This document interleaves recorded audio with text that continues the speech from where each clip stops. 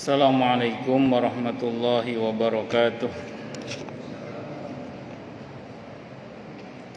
Bismillahirrahmanirrahim. Alhamdulillahi rabbil alamin. Wa bihi nasta'inu ala umurid dunya waddin.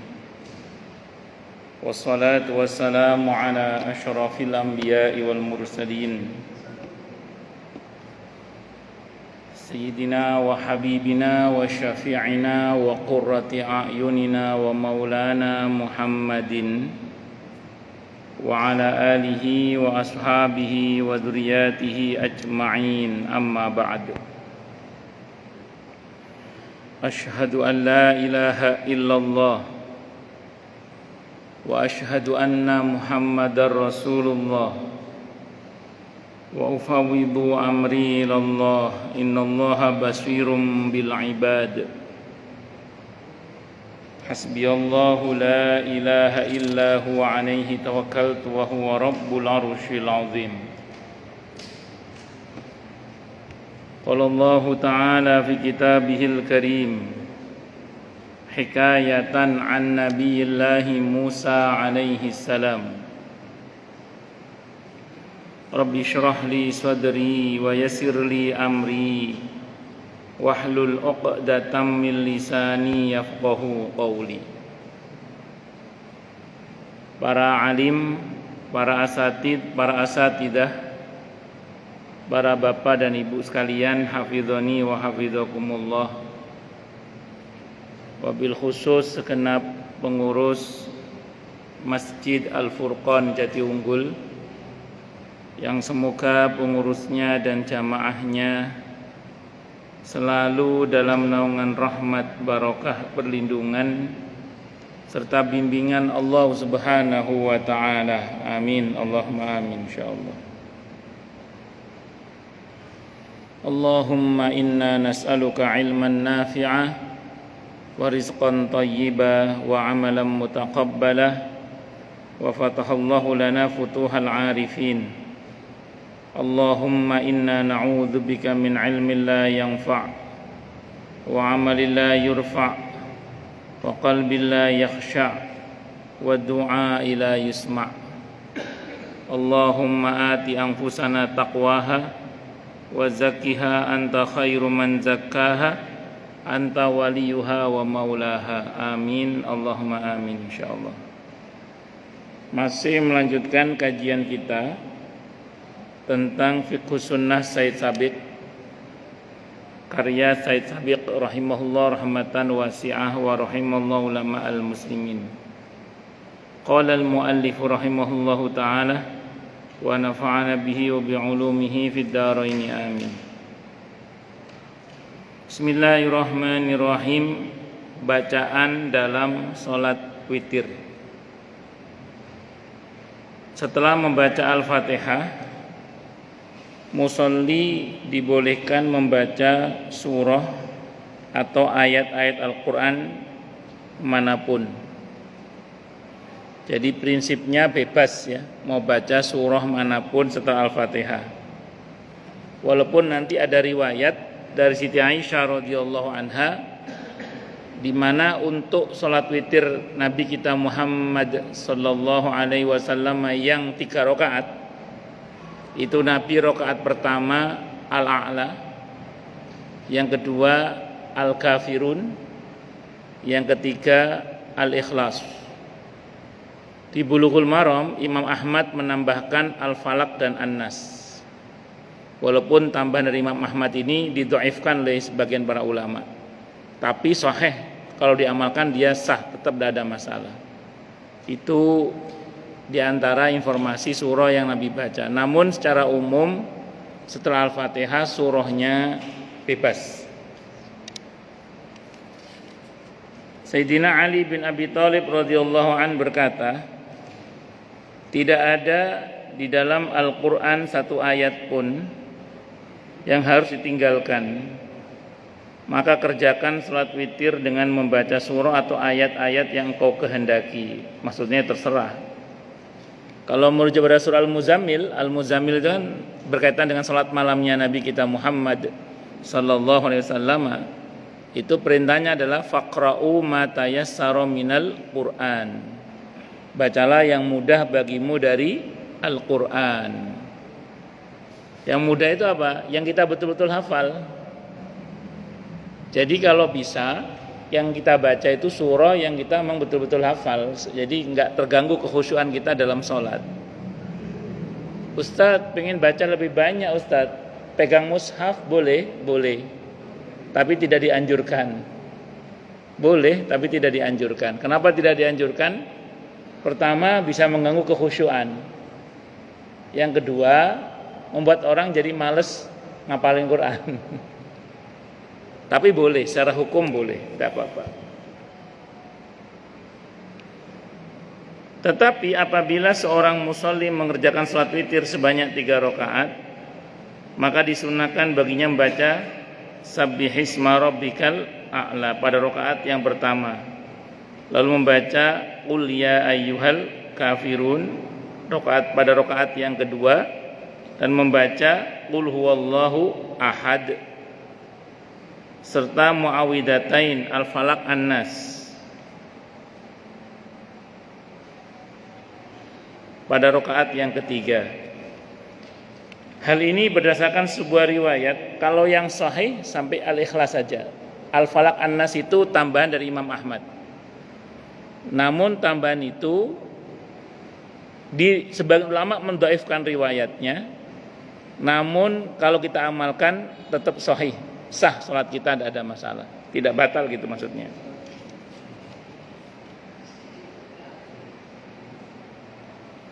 Hal ini berdasarkan sebuah riwayat Ahmad, Abu Dawud dan At-Tirmidzi. At-Tirmidzi menilainya dengan hadis hasan. Kalau kata Imam At-Tirmidzi hadisnya hadis hasan, sebagai hadis hasan. Hadis itu adalah Aisyah radhiyallahu anha berkata, Rasulullah Muhammad sallallahu alaihi wasallam membaca pada rakaat yang pertama Sabbihisma rabbikal a'la. Terus pada rakaat yang kedua membaca Qul ya ayyuhal kafirun, dan pada rakaat yang ketiga membaca Qul huwallahu ahad serta al-muawwidatain surah An-Nas dan Al-Falaq dan An-Nas. Nah, ini yang saya katakan tadi, kalau kata Imam At-Tirmidzi hadisnya hasan. Nah, tapi di Bulughul Maram ada yang mendhaifkan untuk yang tambahan Al-Falaq dan An-Nasnya. Tapi saya ulang, secara hukum sahih makna hadisnya, artinya jika diamalkan tidak membatalkan sholat gitu. Kalau merujuk pada penjelasan Imam At-Tirmidzi hadis-hadis hasan, berarti hadis ini bisa diamalkan, karena hadis hasan itu bisa diamalkan sebagaimana hadis sahih. Jadi hadis hasan itu bisa diamalkan sebagaimana hadis sahih.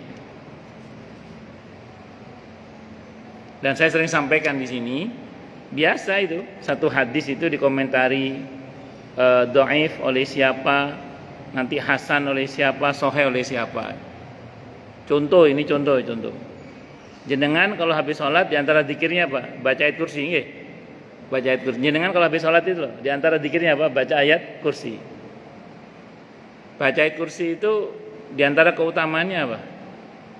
Tidak ada yang bisa memisahkan antara dia dengan kematian, tidak ada yang bisa memisahkan antara dia dan surga kecuali kematian. Artinya orang yang baca ayat kursi setelah sholat kok mati itu ya, itu pasti masuk surga. Gampangannya gitulah. Hadis itu oleh Ibnul Jauzi rahimahullah dimasukkan dalam daftar hadis palsu itu. Coba bayangkan. Coba Ibnul Jauzi memasukkan hadis tentang keutamaan ayat kursi itu hadis palsu kata Ibnul Jauzi itu. Nah, berbeda dengan Ibnul Jauzi, ulama yang lain yang menyatakan bahwa hadis itu adalah sahih gitu. Makanya kita tetap mengamalkan, karena ada yang berpendapat hadis itu apa tadi? Sahih.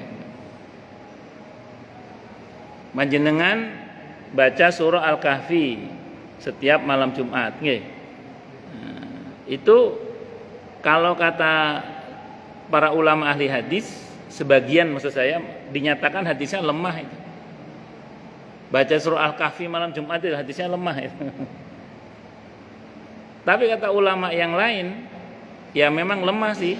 cuman jalur periwayatannya banyak sehingga menjadi hasan li ghairihi, makanya bisa diamalkan gitu. Justru yang sahih itu yang baca surah Al-Kahfi ayat 1 sampai 10. Tapi tidak ditentukan malam Jumat. Kapan? Kapan saja. Nah, itu yang baca surah Al-Kahfi ayat 1 sampai 10 itu justru itu yang sahih. Yaitu, tapi itu tidak ditentukan malam Jumat, tapi kapan saja. Nah, ini contoh saja ini. Nah, berarti penetapan hadis ini hasan, sahih, ini hadisnya maudhu misalnya, mursal, mu'dal misalnya, mudraj dan macam-macam, itu semua adalah ijtihadi para ulama. Dan saya sering sampaikan di sini, ijtihad seorang ulama itu tidak bisa dibatalkan oleh ijtihad ulama yang lain.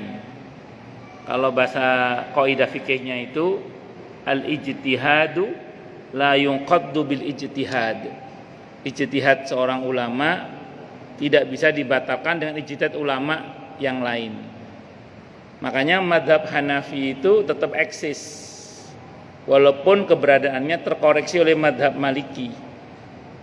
Mazhab Maliki itu masih eksis walaupun keberadaannya terkoreksi oleh mazhab Syafi'i. Mazhab Syafi'i itu masih eksis walaupun terkoreksi oleh mazhab Hambali misalnya. 4 mazhab masih eksis walaupun terkoreksi oleh Dhahiri atau sebaliknya. Nah, itu menunjukkan bahwa ijtihad seorang ulama tidak bisa dibatalkan oleh ijtihad ulama yang lainnya. Nah, makanya kalau saya sering ditanya oleh jamaah karena bingung ya, ini yang betul yang mana Ustadz? Secara umum saya katakan ya dipilih saja. Apakah Anda sepakat dengan yang mendhaifkan atau Anda sepakat dengan yang mensahihkan? Cuman saya punya rumus, kalau saya pribadi punya rumus. Kalau ada ulama dulu sama ulama sekarang berbeda pada masalah yang sama, kecenderungan saya lebih condong pada ulama dulu, tanpa mengurangi rasa hormat ulama sekarang. Alasan saya sederhana gini. Kalau ulama-ulama dulu kebanyakan itu kalau dibawa ke santri jagat kaum muslimin diakui keulamaannya. Sementara kalau ulama sekarang itu kadang tidak semua kaum muslimin sepakat dengan keulamaannya. Itu satu dulu. Dasar jauh-jauh lah, misalnya Imam At-Tirmidzi rahimahullah. Ini kan salah satu murid terbaik Imam Bukhari.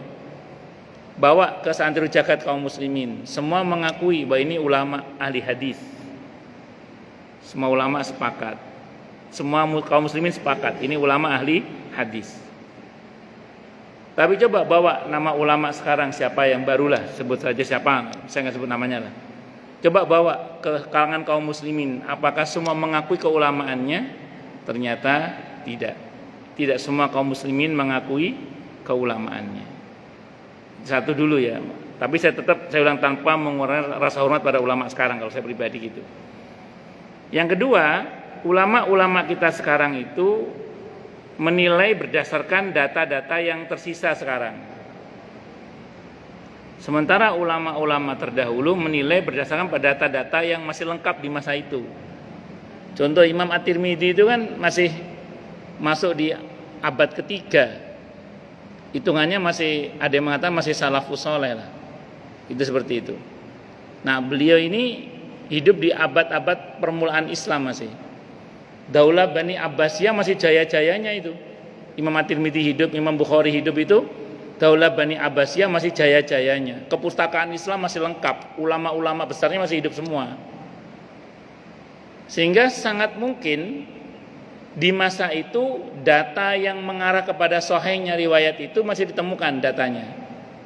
Sementara ulama sekarang hidup di masa di mana kitab-kitab itu udah hilang semua sebagian. Ulama-ulamanya udah pada wafat karena ketika Baghdad jatuh itu termasuk yang dibakar, yang dibuang di kali, di sungai sampai jadi jembatan itu kitab-kitabnya para ulama. Jadi banyak kitab-kitab itu nggak sampai ke kita gitu loh maksudnya. Maka ulama sekarang itu menilai validitas sebuah hadis itu berdasar data-data yang tersisa sekarang yang sudah banyak yang hilang itu. Sehingga wajar kalau oleh ulama dulu disohhekan, oleh ulama sekarang itu kadang disohhekan, didhaifkan misalnya. Ini kadang ya, nggak selalu sih kadang. Kenapa? Karena datanya nggak ketemu gitu. Nah kalau saya pribadi kalau harus pilih ya, saya lebih condong pada ulama terdahulu pada masalah yang sama maksud saya, tanpa mengurangi rasa hormat pada ulama sekarang. Saya nggak berani menghina ulama sekarang, nggak berani. Jadi bahwa ada sebagian orang yang bla bla itu terserah, saya nggak ikut-ikut. Saya termasuk yang tetap menaruh hormat kepada ulama-ulama zaman sekarang. Itu seperti itu. Bisa dimengerti nggih? Insyaallah nggih. Nah, itu contoh saja. Allahu Akbar. Hukum doa kunut di dalam salat witir. Hukum doa kunut dalam salat witir. Kalau di Indonesia karena kebanyakan bermadzhab Syafi'i, biasanya dibaca di kunut witir bulan Ramadan masuk malam 16. Nggih betul ya, malam 16 nggih. Ramadan 15 malam 16, betul nggih? Malam 16. Nggih, biasanya gitu. Untuk di Indonesia kebanyakan. Kalau di Saudi karena madzhabnya Hambali, dari awal Ramadan sudah kunut. Cuman biasanya kalau pas khatmul Quran Syekh Sudes hafizahullah itu biasanya panjang kunutnya itu. Sampai panjang lah pokoknya biasanya. Kalau pas khatmul Quran biasanya malam ke-29. Karena khawatir nanti hilalnya terlihat di malam ke-30.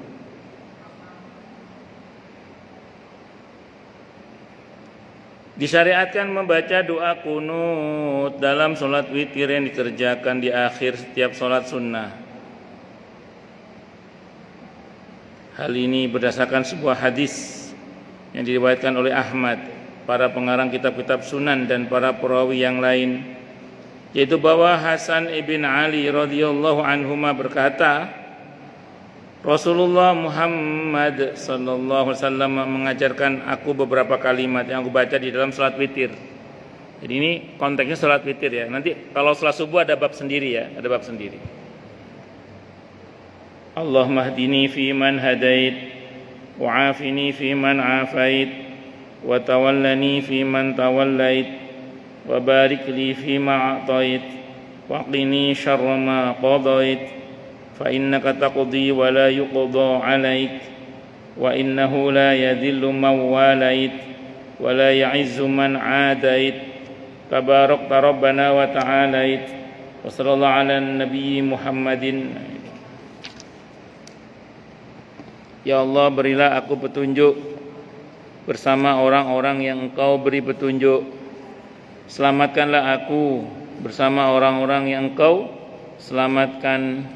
Bimbinglah aku bersama orang-orang yang Kau bimbing. Berikanlah keberkahan dalam karunia yang Engkau berikan kepadaku. Peliharalah aku dari keputusan-Mu yang buruk, maksudnya takdir yang buruk menurut manusia. Takdir buruk ini menurut manusia ya, tidak menurut Allah. Jadi kalau ada Islam mengimani takdir baik maupun takdir buruk, kata para ulama, takdir buruk bukan menurut Allah, tapi buruk menurut manusia karena tidak sesuai dengan kemauan nafsunya. Sesungguhnya Engkau yang menghakimi dan tidak ada seorang pun yang menghakimimu.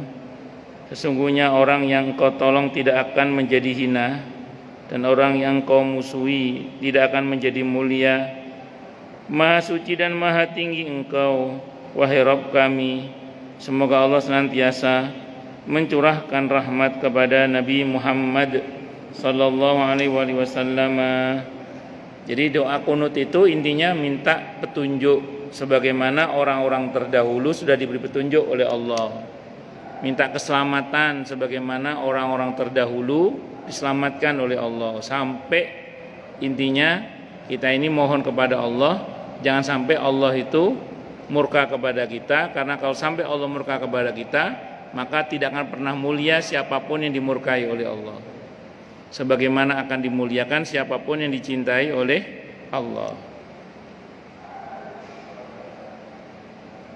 Tapi kenapa Ustadz itu orang-orang yang dimurkai oleh Allah, nyatanya kok mereka punya posisi-posisi yang mulia, seperti Fir'aun, Qarun, Haman, Bal'am bin Ba'ura, Namrud, dan lain-lain. Maka jawabannya itu semu, dan sementara. Itu semu dan sementara. Sementara kalau orang-orang yang dicintai oleh Allah, walaupun tampaknya di dunia dia terhina, tapi hakikatnya dia mulia di sisi Allah dengan kemuliaan yang sesungguhnya. Sehingga karenanya sangat mungkin kalaupun dia di dunia mulia, itu betul-betul kemuliaannya berbanding lurus hingga surga. Semoga Allah muliakan kita dunia akhirat. Amin. Allahumma amin insyaallah. Mudah-mudahan ya. Itu seperti itu. Al-Imam At-Tirmidzi berkata ini adalah hadis yang hasan, hadis hasan. Saya ulang tadi ya, hadis hasan bisa diamalkan sebagaimana hadis sahih. Ia juga berkata tidak ada doa kunut yang diriwayatkan dari Nabi kita Muhammad SAW yang lebih baik daripada hadis yang meriwayatkan doa kunut ini. Tapi Ustadz, itu kita lihat di Masjidil Haram, di Masjid Nabawi, kunutnya panjang Ustadz, pakai nyebut Palestina segala misalkan, berarti kan ada doa-doa tambahan. Apa boleh? Boleh, tidak apa-apa. Karena intinya di dalam sholat itu kata para ulama, doa itu banyak-banyak menyapa Allah.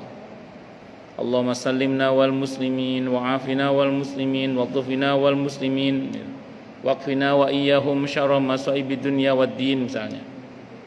Allah mansur ikhwanul muslimin fi Filastin misalnya, macam-macam. Nah, itu bagian dari doa di dalam kunut yang diperkenankan, tidak apa-apa. Cuman biasanya imam-imam itu tetap baca doa yang pokoknya dulu. Allahumma hdina fi man hadait wa afina fi man afait wa tawallana fi man tawallait wa barik lana fi ma atait wa qina bi rahmatika syarra ma qadait. Terus diam biasanya. Fa innaka taqdi wa la yuqda 'alaik fa innahu la yadri ma walad wa la ya'izu man adait tabarakta rabbana wa ta'ala faqal hamdal maqdas nastaghfiruka wa natubu ilaik. Allahumma sallimna wal muslimin wa afina wal muslimin wa tufina. Ada yang enggak pakai berhenti terus bablas, ada macam-macam. Intinya itu doa sama Allah, mohon kepada Allah. Al-Imam An-Nawawi rahimahullah berkata, sanad hadis ini sahih. Kalau kata Imam Nawawi hadisnya sahih. Ibnu Hazm tidak memastikan kesahihan hadis ini. Dia berkata meskipun hadis ini bukan hadis yang dapat dijadikan hujjah, kita tidak menemukan doa kunut yang lain dari Nabi kita Muhammad SAW selain dari hadis ini. Jadi kalau Dhahiri tidak memastikan ini hadisnya sahih, tidak memastikan. Bahkan mengatakan tidak bisa dibuat sebagai hujjah. Tapi tidak ada lagi hadis kecuali ini, kata Imam Ibnu Hazm, ini beliau mazhabnya Dhahiri. Hadis dhaif lebih kami sukai ketimbang hanya sebuah pendapat tanpa dalil. Jadi justru sebenarnya ulama-ulama Dhahiri lebih suka menggunakan hadis yang dhaif daripada perkataan orang lah kalau bahasa kita, yang enggak jelas, atau perkataan orang selain dari hadis. Saya mau terangkan dulu ya. Jumhur ulama, mayoritas ulama itu kalau ada hadis yang dhaif itu tetap diamalkan selama satu tidak bertentangan dengan hadis yang sahih. Yang kedua bukan masalah halal haram. Saya ulang ya, jumhur ulama, mayoritas ulama itu mengamalkan hadis yang dhaif selama satu tidak bertentangan dengan yang sahih. Yang kedua bukan masalah halal haram. Terus yang ketiga masalah fadilah amal. Walaupun ada juga sebagian ulama yang tidak mau mengamalkan hadis dhaif, ada juga. Jadi ada juga yang tidak mau mengamalkan hadis yang dhaif, ada juga. Ini fakta ini. Nah, kalau jumhur, saya ulang, jumhur itu mayoritas ulama, kebanyakan mau mengamalkan hadis yang dhaif, tapi dengan catatan tidak bertentangan dengan hadis yang sahih. Yang kedua, tidak masalah halal haram. Yang ketiga adalah masalah fadilah amal biasanya. Itu ulama, jumhur ulama, mayoritas ulama.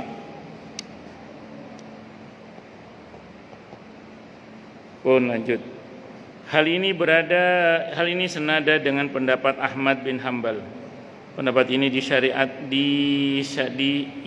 disyariatkan membaca dua kunut di dalam salat witir yang dikerjakan di akhir setiap salat sunnah.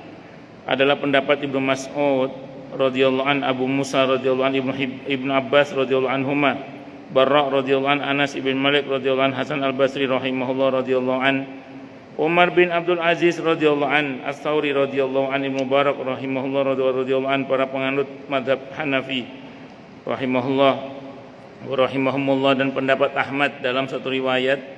An-Nawawi berkata ini merupakan dalil yang kuat. Kalau kata Imam Nawawi ini dalil yang kuat berkaitan dengan apa? Adanya kunut di dalam sholat witir. Tapi nanti kita lihat, namanya ulama pasti ada beda pendapat, itu biasa. Karena beda pendapat itu seusia dengan beda pendapatan. Jadi biasa saja. Nah, kita ini nggak usah kaget. Kalau ada beda pendapat itu nggak usah kaget. Kalau saya baca dalam kitab Kaifa Nata'amalu Ma'at-Turasi wal Madhabi wal Ikhtilaf, ya. Bagaimana mensikapi perbedaan, kata para ulama, kalau ada dua pendapat, di antara dua itu pilih yang berdasar. Jadi kan ada yang kadang asbun, asal bunyi misalnya gitu ya kadang. Nah, itu pilih yang punya dasar. Mana yang lebih argumentatif kalau bahasa kita. Kalau dua-duanya punya dasar, maka pilih yang soheh. Kalau dua-duanya soheh, pilih yang paling soheh. Kalau misalnya masing-masing merasa kuat dalilnya karena punya argumentasi yang sama-sama kuat, maka serahkan hati kita kepada Allah. Nanti biarkan Allah yang mencondongkan hati kita. Karena pada akhirnya kita tetap milih juga sih pada akhirnya. Pada akhirnya kita milih juga. Dan jenengan tidak usah khawatir dengan pilihan jenengan, selama jenengan sudah berusaha mempelajarinya, insya Allah lah. Kalaupun benar pahalanya 2, salah pahalanya 1. Paling enggak kita sudah bercita di level kita lah. Nah, kalau bisa kita berusaha mendasari apapun yang kita lakukan. Itu seperti itu.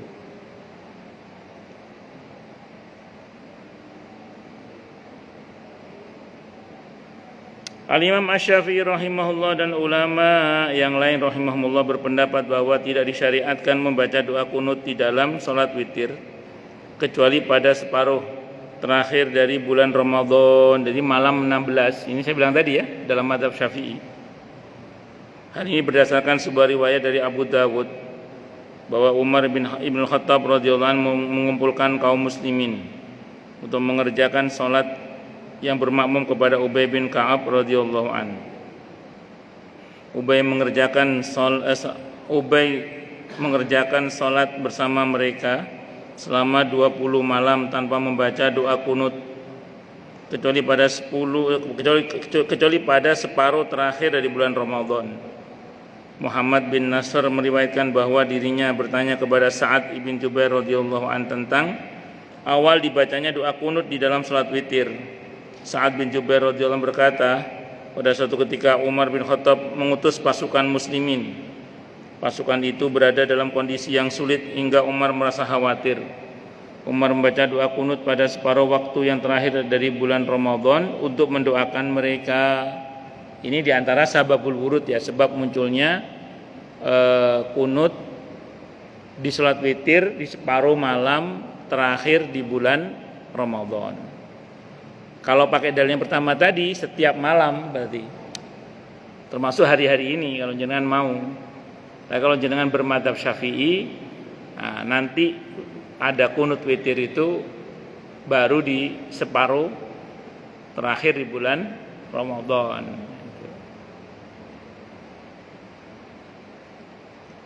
Saya karena bermadzhab Syafi'i, saya termasuk yang terakhir bulan Ramadan. Jadi saya nggak tiap malam.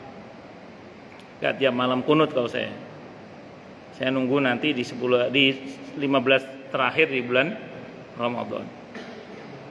Di separuh terakhir di bulan Ramadan. Malam 16 biasanya. Malam 16. Kecuali masjid yang saya sholat tidak pakai kunut. Kalau sholatnya nggak pakai kunut, saya menghormati masjid tempat. Karena tidak semua masjid mau kunut witir. Tidak semua masjid. Tidak semua masjid mau kunut witir. Ya saya menghormati pendapat itu. Dan tidak prinsip ini, nggak prinsip maksudnya nggak usah berkeras-keras kita dalam masalah ini. nggak usah berkeras-keras. Jadi ini bukan masalah yang prinsip, karenanya nggak usah berkeras-keras, berlapang dada saja. Kadang yang saya mengelus dada itu sesuatu hal yang nggak prinsip dimasukkan ke prinsip gitu ya. Akhirnya orang berkeras-keras akhirnya. Nauzubillahi min syarri dzalik.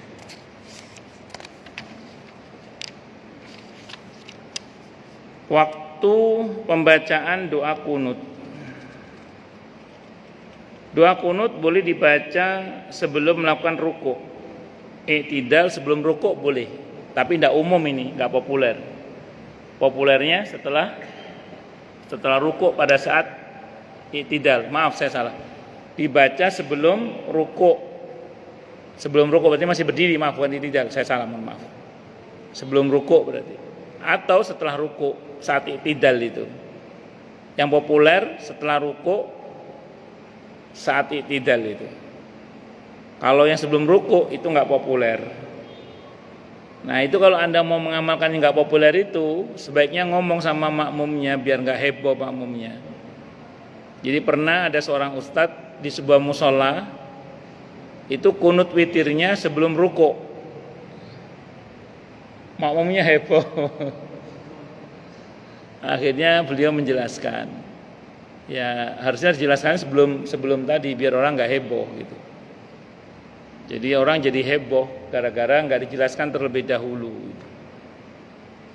Makanya kalau kita mau mensosialisasikan satu amalan yang khawatir orang itu nggak paham, ada baiknya kalau kita jelaskan terlebih dahulu itu. Kayak adzan subuh 2 kali itu kan sunnah sebenarnya. Cuman kan di kebanyakan kita kan sekali adzan subuh itu. Nah, walaupun ada beberapa daerah adzan subuhnya itu 2 kali, tapi jangan langsung. Kalau langsung nanti banyak orang yang nggak ngerti, akhirnya dikira sudah subuh, setelah subuh padahal belum subuh. Maka harus disosialisasikan terlebih dahulu bahwa dijelaskan ini kita akan buat kebijakan adzan 2 kali untuk subuh misalnya itu. Dan masih banyak lagi lah yang lain-lain itu yang kadang sebelum kita mengamalkan sebaiknya memang kita jelaskan supaya orang itu nggak kaget itu loh, supaya orang nggak kaget. Karena kalau nggak kita jelaskan nanti orang takutnya malah heboh. Gimana? Orang malah heboh nanti. Apa? Nggih. Dikira ngelindur.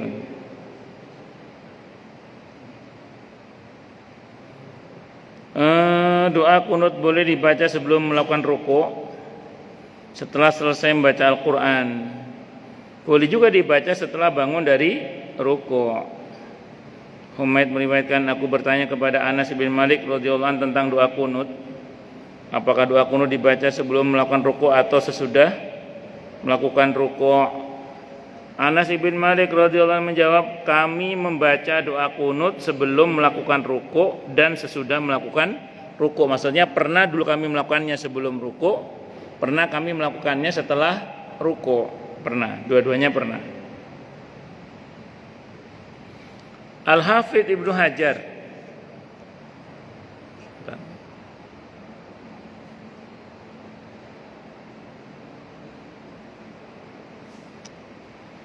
Ibnu Hajar berkata di dalam Fathul Bari Syarah Sahih Bukhari, hadis sanadnya kuat.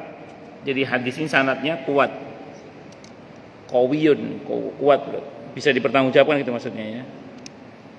Apabila musolli membaca doa kunut sebelum melakukan rukuk, hendaknya ia bertakbir seraya mengangkat kedua tangannya.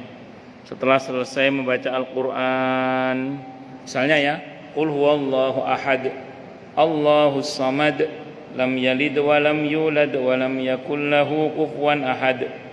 Allahu akbar, Allahumma hdina fi man hadait. Ya, itu kalau rukuk, sebelum rukuk kunut. Teman saya ulang, ini enggak populer ini. Makanya sebaiknya ngomong, jangankan kunut ya. Kunut yang enggak populer ini maksud saya. Sujud tilawah itu loh. Kalau kita enggak terangkan ke makmum, apalagi non sewu ini ada tabir kayak ini ibu-ibu kayaknya. Udah harusnya sujud ruku ibu-ibu ya. Kalau nggak diterangkan terlebih dahulu, nggih. Makanya kalau mau sujud tilawah dijelaskan oleh imam. Nanti kita akan sujud tilawah. Ibu-ibu mohon ikut sujud juga misalnya. Nah, komandonya agak diperpanjang takbirnya supaya orang paham ini sujud tilawah. Pernah ada sebuah masjid tertentu, saya nggak sebut nama masjidnya, masjid gede pokoknya. Takbirnya tinggi gini dan tidak ada celah ngintip ke laki-laki, tidak ada celahnya. Imamnya nggak ngasih tahu kalau mau sujud tilawah. Begitu imam sujud tilawah, ibu-ibu ruku. Begitu imam berdiri, ibu-ibu i'tidal. Rame itu akhirnya, sampai heboh itu. Allah, makanya diberitahu.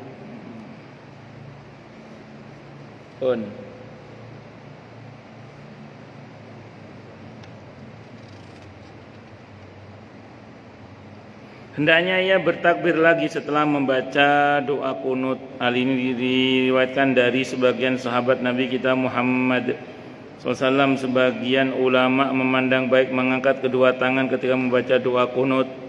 Sebagian yang lain memandangnya tidak baik. Macam-macam ulama beda pendapat apakah sebaiknya mengangkat tangan ataukah tidak usah mengangkat tangan. Saya termasuk yang mengangkat tangan kalau memilih untuk kunut, walaupun terkadang juga tidak mengangkat tangan. Tidak ada masalah kalaupun tidak mengangkat tangan. Berkenaan dengan hal mengusap wajah dengan kedua tangan setelah membaca doa kunut, Al-Baihaqi berkata hal yang lebih utama musolli tidak melakukannya.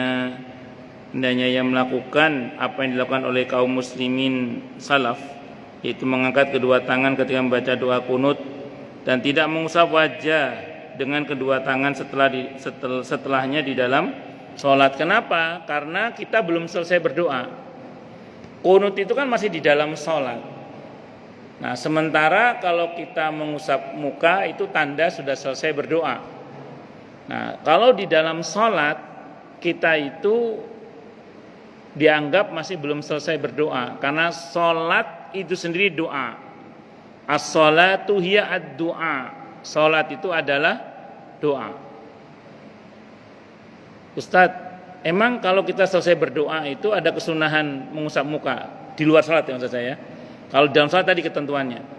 Maka jawabannya ulama berbeda pendapat tentang derajat hadis mengusap muka setelah doa. Ini saya ngomong doa, bukan ngomong soal kunut di dalam sholat ya. Jadi saya ulang, ulama berbeda pendapat dalam menilai hadis mengusap muka setelah berdoa.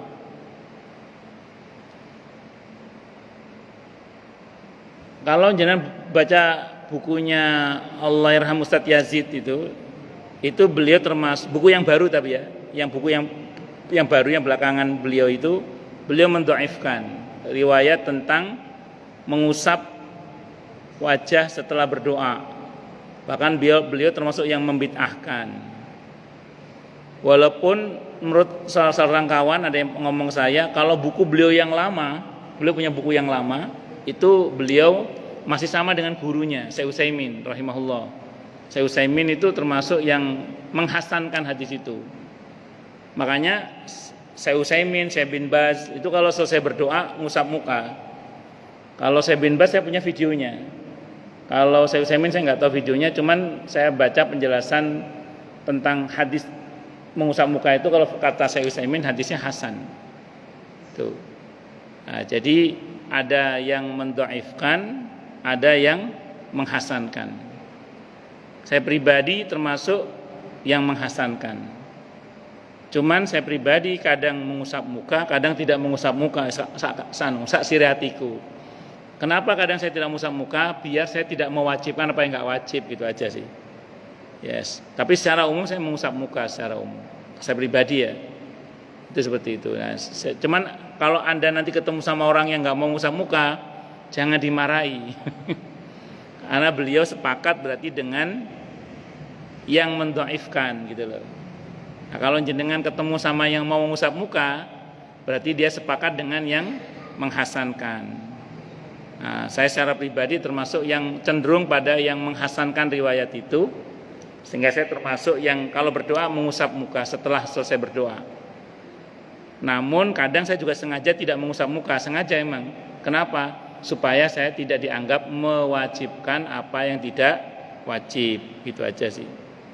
Nah, terus kemudian saya juga tidak mau ribut dengan sebagian orang yang memang tidak mau mengusap muka. Kenapa? Karena dalam hal ini memang ulama berbeda pendapat terkait dengan derajat hadis itu. Ngoten nggih, jadi nggak usah ribut nggih, nggak usah ribut. Lanjut.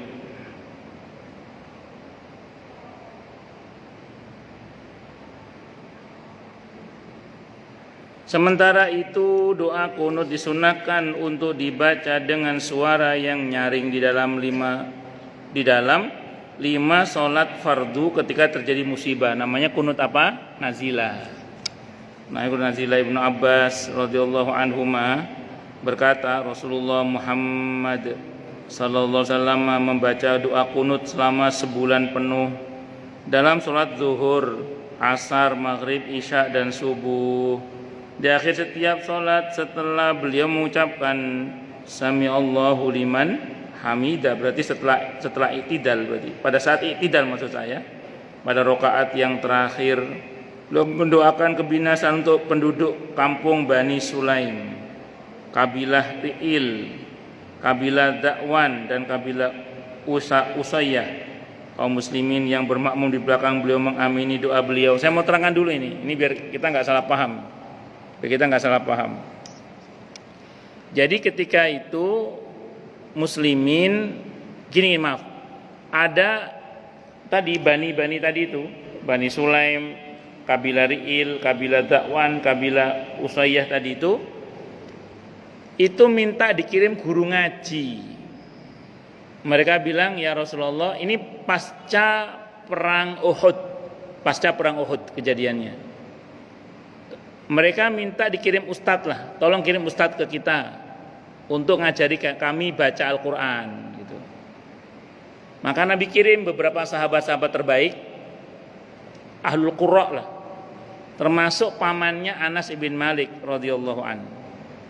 Itu dikirim. Nah, rupanya alih-alih mereka itu dijadikan guru, dibunuh mereka, dibantai mereka itu. Dibantai itu ustadz-ustadz itu.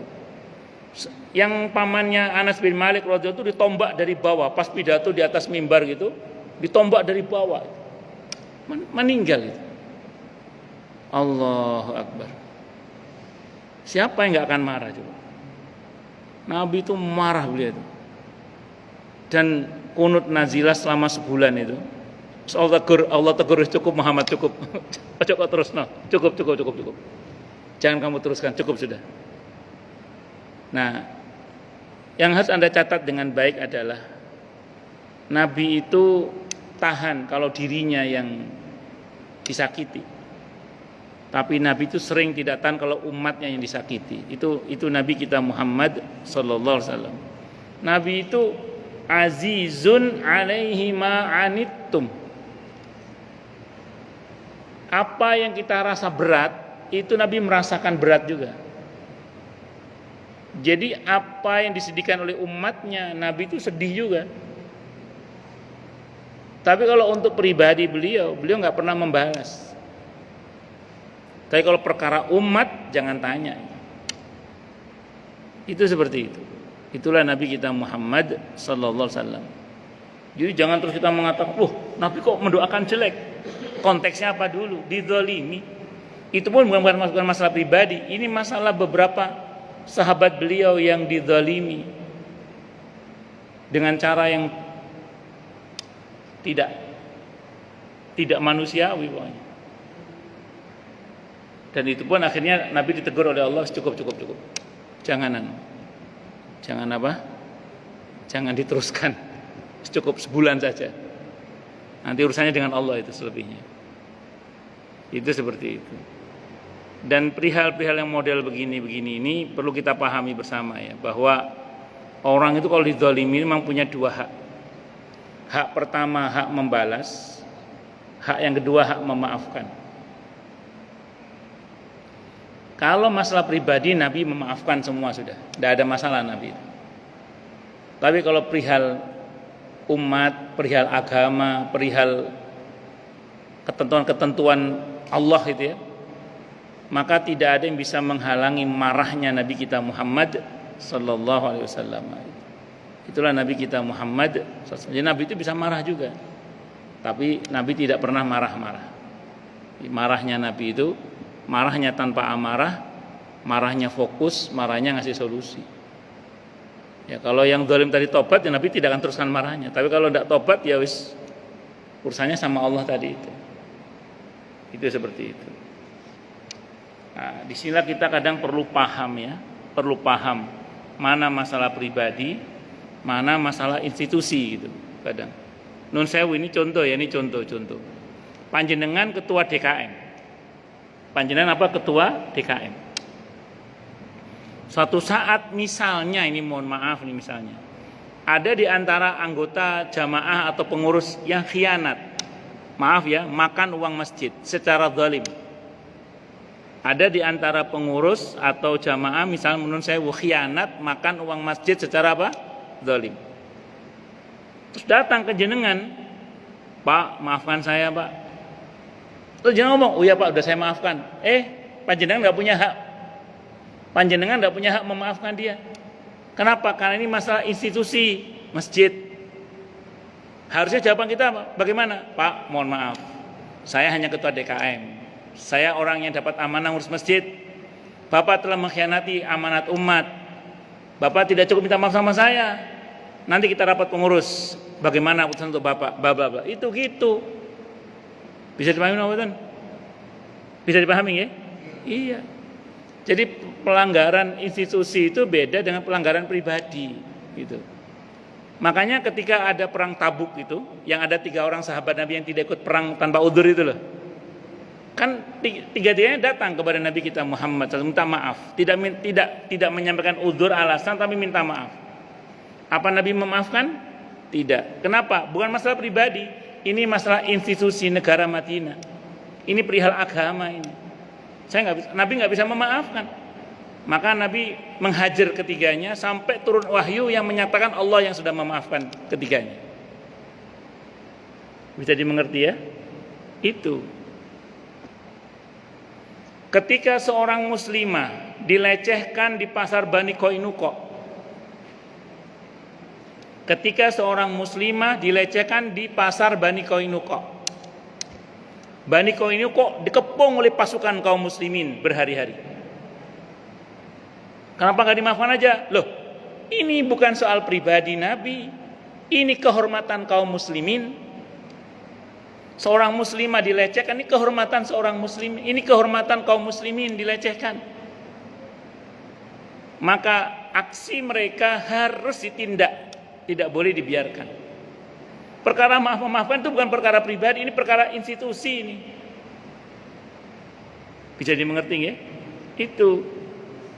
Maka kita harus paham kapan kita punya kewenangan memaafkan, kapan kita tidak punya kewenangan untuk memaafkan.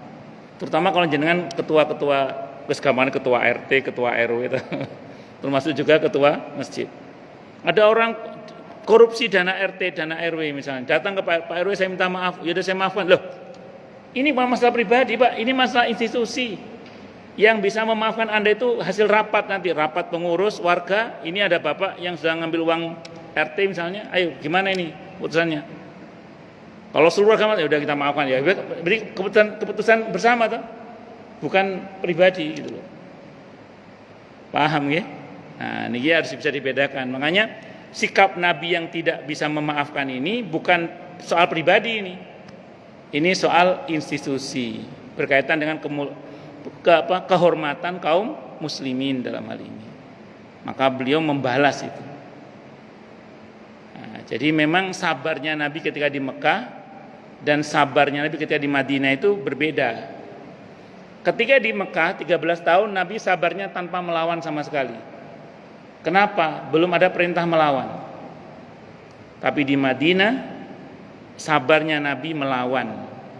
Kenapa? Karena sudah ada perintah melawan. Kalau kita tahu dalam konteks kekitaan, ya tadi itu kita mesti bisa coupling mana masalah pribadi, mana masalah institusi. Allahu Akbar. Oh, lanjut. Imam Ahmad rahimahullah menambahkan mengutus para sahabat untuk mengajak mereka. Ahmad menambahkan mengutus para sahabat untuk mengajak mereka memeluk agama Islam, tetapi mereka membunuh para sahabat beliau. Ikrimah berkata, radhiyallahu an berkata, kejadian ini merupakan sebab dibacanya doa kunut di dalam salat. Sababun nuzulnya kunut nazilah itu adalah kejadian itu. Abu Hurairah radhiyallahu an meriwayatkan, wallahu alam bisawab. Ini masih panjang pembahasannya, insyaallah kita bahas di pertemuan yang akan datang. Silakan yang mau tanya dulu deh. Tanya, protes, marah boleh, silakan. Masalah atau masalah yang lain boleh. Monggo. Assalamualaikum warahmatullahi wabarakatuh. Waalaikumsalam warahmatullahi wabarakatuh. Yang pertama ini informasi dulu Pak, nanti pertanyaannya. Gimana kalau kita biasa itu setiap bulan Ramadan itu malam 16 itu diadakan huruf. Namun saya juga tanya sama imamnya, barangkali kalau biasa doa kunut mohon untuk supaya dilaksanakan. Tapi apabila tidak pernah atau apa-apa saja. Yang kedua tadi Pak, sholat sujud tilawah itu memang kita juga pernah melakukan, tapi betul jadi imam itu memberitahu bahwa ada sujud tilawah sehingga bapak-bapak ibu paham, jadi tidak ada yang betul. Jadi pertanyaan sekarang, ada masakan ada 4 Pak, Imam Syafi'i, Hanafi, Hambali dan Maliki. Apakah masakan itu hanya 4 ini atau ada yang lain Pak? Dan mau tanya Pak, Imam Bukhari, Imam Tirmidzi dan Imam Ahmad itu kedudukannya di bawah imam 4 ini atau sejajar atau bagaimana Pak? Yang pertama, 4 madhab yang ada di Indonesia itu Hanafi, Maliki, Syafi'i, Hambali. Nah,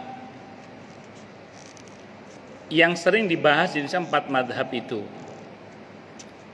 Ada tambahan biasanya di Indonesia itu Zahiri dibahas juga sering, Zahiri. Ibnu Hazm tadi, Zahiri dibahas juga. Ini masih dalam koridor Ahlus Sunnah masih. Termasuk di Indonesia itu satu lagi madhab dibahas juga, tapi ini di luar Ahlus Sunnah, Syiah Imamiyah, Ja'fari biasanya. Ya yang satu Syiah Imamiyah, Ja'fari biasanya. Saya kurang paham sih. Nah, ini di luar Ahlus Sunnah. Kalau yang 5 tadi masih Ahlus Sunnah, Hanafi, Maliki, Syafi'i, Hambali sama Zahiri. Itu masih Ahlus Sunnah itu. Cuman yang populer 4, Hanafi, Maliki, Syafi'i, Hambali. Nah, kalau di Timur Tengah pembahasan madhab itu sampai 12 madhab. Jadi banyak Pak madhab itu Pak. Nah, jadi yang populer di Indonesia 4 itu, yang populer di Indonesia. Terus atau tambahannya 5 Zahiri. Itu yang masih dalam koridor Ahlus Sunnah. Ada satu lagi itu, tapi yang saya tahu itu Syiah Imamiyah itu. Itu yang di luar Ahlus Sunnah. Wallahu a'lam bishawab. Terus apa tadi? Lupa saya. Oh, Imam Bukhari, Imam At-Tirmidzi itu ulama-ulama ahli hadis. Jadi ulama-ulama ahli hadis. Imam Bukhari itu muridnya Imam Hambali. Imam Hambali ini di samping Imam Sunnah, beliau adalah ulama di bidang hadis, tapi beliau juga ulama di dalam fikih. Itu Imam Hambali. Beliau punya murid. Salah satu murid terbaik beliau adalah Imam Bukhari. Imam Bukhari. Jadi beliau imam di bidang hadis. Beliau gelarnya Amirul Mukminin fil Hadis. Kalau gurunya Imam Ahmad itu terkenalnya Imam Sunnah. Jadi imam di bidang hadis. Di samping imam di dalam madhab fikih ya. Kalau Imam Bukhari gelarnya Amirul Mukminina fil Hadis. Rajanya ahli hadis. Itu Imam Bukhari. murid beliau, Imam Bukhari punya murid. Di antara murid terbaik beliau adalah Imam At-Tirmidzi, Abu Isa At-Tirmidzi Al-Hakim rahimahullah. Itu salah satu murid terbaik Imam Bukhari. Jadi Imam Bukhari ini salah satu murid terbaik Imam Hambali. Imam At-Tirmidzi salah satu murid terbaik Imam Bukhari. Nah, Imam Bukhari ini walaupun muridnya Imam Hambali, ada yang mengatakan beliau ini madhabnya Syafi'i. Ada yang mengatakan begitu. Nah, tapi ini oke lah, ada perdebatan. Tapi yang saya tahu begitu. Nah, jadi di dalam khazanah keislaman itu antara guru dan murid beda madhab itu biasa, Pak. Contoh Ibnu Katsir. Ibnu Katsir rahimahullah ini muridnya Ibnu Taimiyah rahimahullah.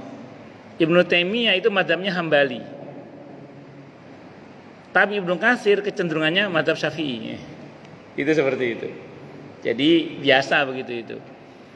Dan di dalam kajian madhab, ulama-ulama di dalam madhab itu kadang dengan sengaja berbeda dengan imam madhabnya. Itu biasa.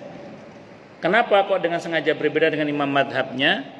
Supaya tidak menyamakan imam madhabnya dengan Rasulullah Muhammad sallallahu alaihi wasallam. Makanya tidak usah heran kalau di dalam pendapat para imam madhab itu kadang terjadi perbedaan pendapat dengan imam madhab yang intinya. Abu Yusuf itu penganut madhab Hanafi, tapi 2/3 dari pendapatnya berbeda dengan Imam Hanafi. Terus beberapa ulama yang bermadhab Syafi'i seperti Imam Ar-Rafi'i misalnya, itu beberapa pendapatnya berbeda dengan Imam Syafi'i itu, Imam Ar-Rafi'i itu. Nah, tapi beliau bermadhab Syafi'i, sengaja beda sih memang, supaya tidak menyamakan Imam Syafi'i dengan Rasulullah Muhammad sallallahu alaihi wasallam, itu sengaja memang. Nah, ini biar kita nggak kaget aja sih. Ngoten Pak nggih? Wallahu a'lam bishawab. Monggo silakan. Assalamualaikum. Waalaikumsalam warahmatullahi wabarakatuh. Baru-baru ini saya di mass media di sosmed itu ada oknum atau kelompok yang merubah sejarah Islam di Indonesia itu gimana Pak? Mohon penjelasan. Oh.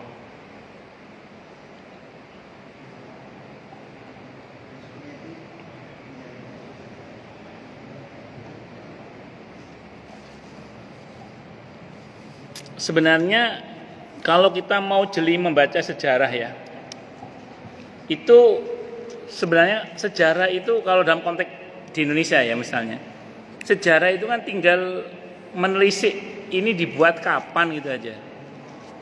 Saya kapan hari itu dengar ceramahnya Ustadz Salim Afilah, Ustadz Salim Ahukum Fillah, Afilah yang Jogja itu loh. Beliau menceritakan Belanda itu pada tahun sekian itu memang sengaja membuat sejarah babat tanah Jawi misalnya.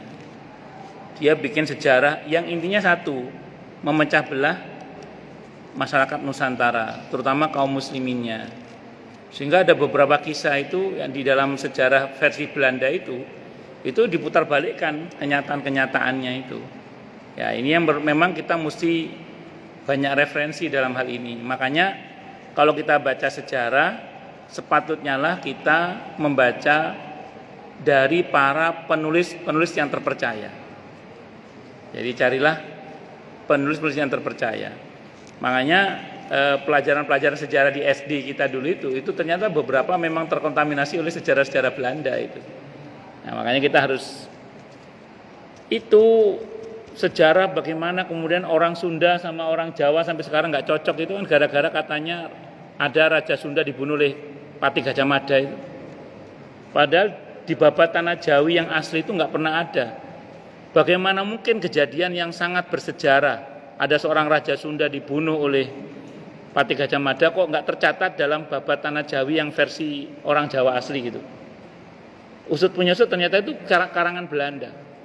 Itu sampai sekarang loh itu, dimana kalau kadang orang Jawa ngelamar orang Sunda, kadang kalau yang fanatik itu tidak mau betul. Jangan sampai terulang kembali sejarah Majapahit dengan kerajaan Pasundan. Wow, itu betul. Saya punya kawan seorang ustadz. itu beliau nggak jadi nikah sama orang Sunda gara-gara orang tua yang Sunda itu meyakini